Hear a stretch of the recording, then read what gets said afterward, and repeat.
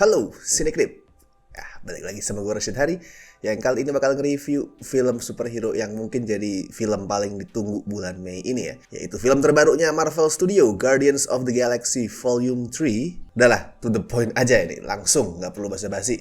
Guardians of the Galaxy Volume 3 ini adalah film terbaiknya MCU sejak Avengers Endgame. Dan buat gue personal ini masuk sih ke top 5 film MCU terbaik. Dan buat gue GOTG 3 ini juga mirip sama Endgame sih dalam hal menuai hasil dari proses panjang gitu. Kalau Endgame kan bisa kasih payoff tuh epic banget ya, pas momen Avengers Assemble itu bisa terjadi se-epic itu karena ya hasil perjalanan berapa sih, 10 tahun, 1 dekade. Kita diajak buat ngenalin satu persatu hero-nya, terus begitu mereka ngumpul jadi satu, sama juga GOTG 3 bisa se-emosional ini karena dari film pertamanya dulu, apapun ceritanya, siapapun musuhnya, fokusnya tuh selalu ke satu hal, yaitu bikin penonton terikat sama karakternya. Gue gak akan reveal plotnya terlalu banyak ya di review ini, soalnya GOTG 3 kan dibangun dari pertanyaan-pertanyaan kayak, Rocket mati nggak? Atau kalau misalkan bukan Rocket yang mati, siapa yang mati? Itu gue yakin pertanyaan-pertanyaan itu banyak muncul di kepala penonton. Jadi gue gak akan bahas terlalu banyak untuk menghindari potensi spoiler ya. Cuma 2 poin aja nih yang mau gue sebut. Yang pertama, ada sense of closure di film ini. Karena kan kalau sesuai rencana, GOTG 3 ini bakal jadi ending, bakal jadi akhir tuh untuk versi tim Guardians yang ini. Ya gak tahu ya, kalau suatu hari nanti ada tim baru terus dibikin film lagi tuh gak tahu.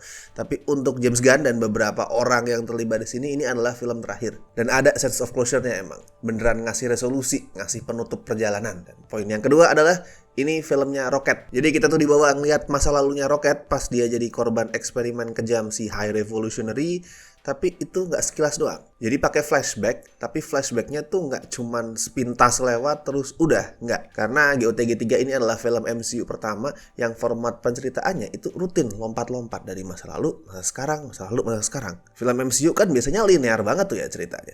Maju terus ya, sesekali ada flashback 1-2 kali, tapi udah itu cuman buat ngejelasin beberapa elemen aja. Tapi fokus utamanya terus maju. Nah, GOTG 3 ini tidak, lompat-lompat terus dari masa sekarang ke masa lalunya Rocket. Dan itu gue akuin efektif ngebangun emosi, ngebangun simpati kita, cinta kita ke Rocket. Dan yang gak kalah penting, ngebangun kebencian kita ke villainnya. Anjing orang ini. High Revolutionary itu bukan Thanos, Killmonger, Loki, atau Baron Zemo gitu yang misalkan kita tonton kita bakalan ngerasa mereka salah.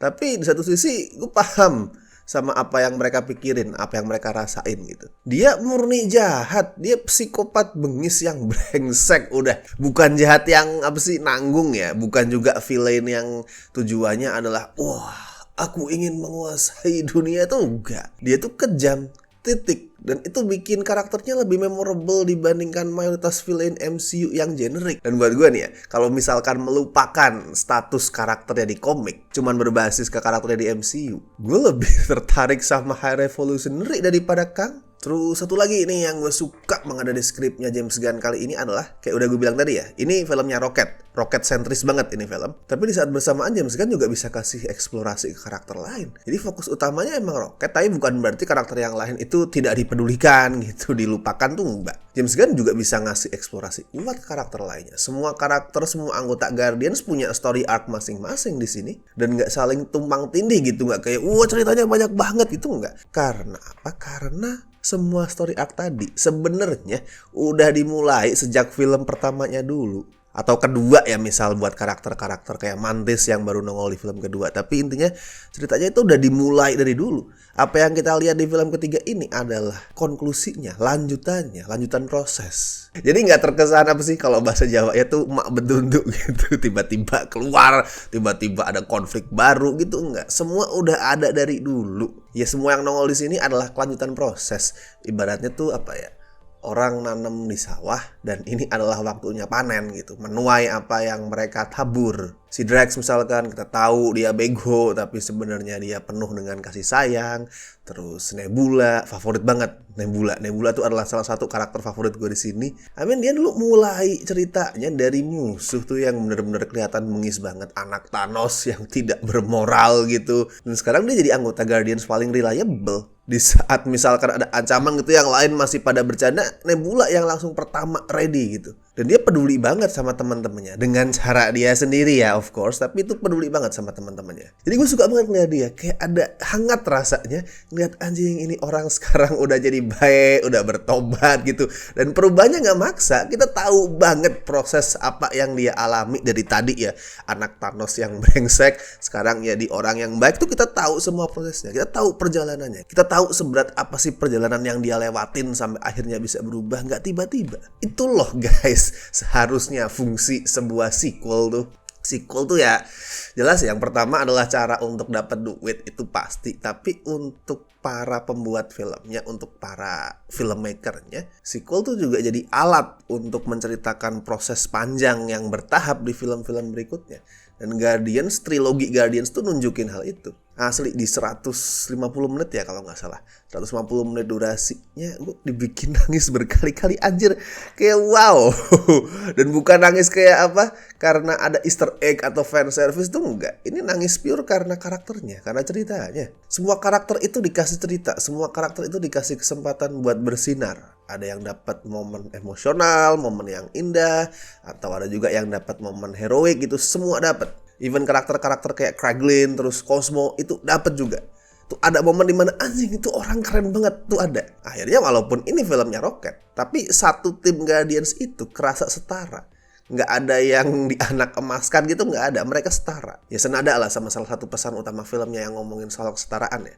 Nggak ada itu yang namanya higher life forms. Semua itu setara. Kita semua sama. Nah, kalau soal tone GOTG 3 ini lebih apa ya? Lebih kelam sih gue lihat. Ya tetap fun banget, tetap konyol, tapi lebih kelam overall. Ya dari opening songnya aja udah kelihatan ya, pakai lagu dengan tone yang sangat menderita kayak Creep itu.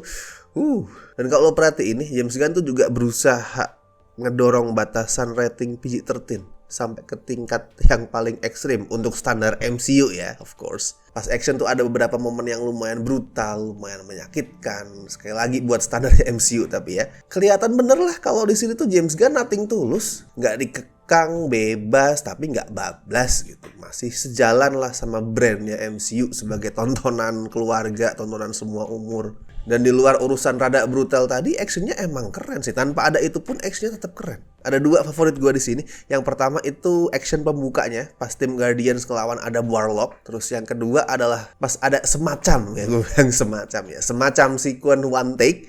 Tuh keren banget. Gue suka gimana James Gunn tuh secara bergantian mindahin fokus kamera ke satu persatu member Guardians tuh keren banget. Dan overall emang semua adegan action di film ini kamera movement-nya dinamis. Fokusnya emang ke nggarap kamera movement itu. Gak sebatas ngerekam kompilasi CGI gitu, enggak. Mungkin ini salah satu film MCU dengan kamera movement di action paling keren. Dan terakhir, tentu saja karena ini MCU dan ini Guardians of the Galaxy, kita harus ngomongin komedinya ya. Apa yang bikin Guardians of the Galaxy 3 dan 2 film GOTG yang lain juga ya, tuh berasa lucu.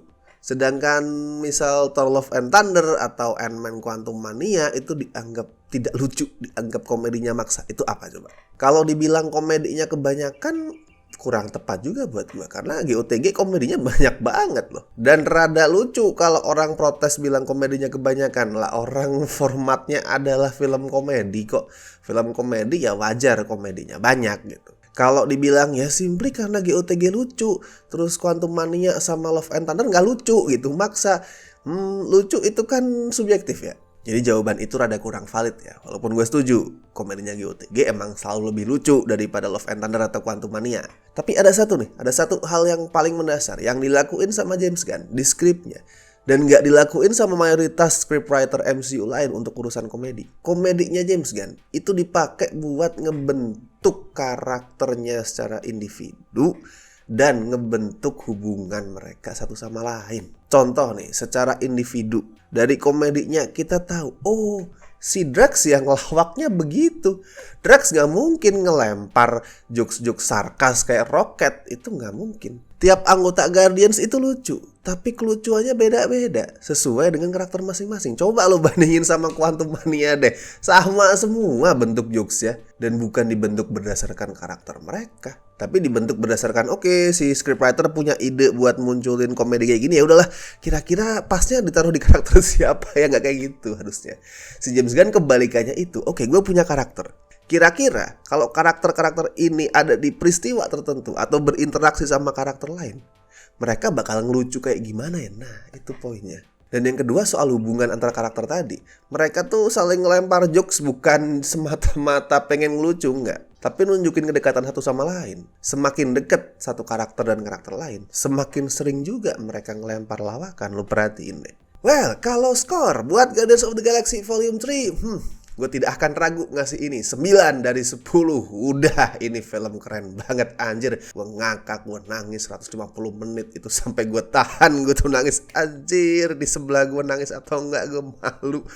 Tapi pokoknya bagus banget. Keren banget. Kalau lu masih ragu buat nonton ini karena mungkin film superhero udah membosankan, film MCU udah penurunan kualitas, udah jangan ragu-ragu lagi. Sikat ini film perpisahannya James Gunn. Dan buat yang sudah nonton, bisa juga share review lo di kolom komentar. Bebas apapun itu, mau setuju sama gue kayak yang bilang ini film keren banget, atau nggak setuju mau bilang film ini jelek banget, feel free, go ahead, tuliskan komentar kalian.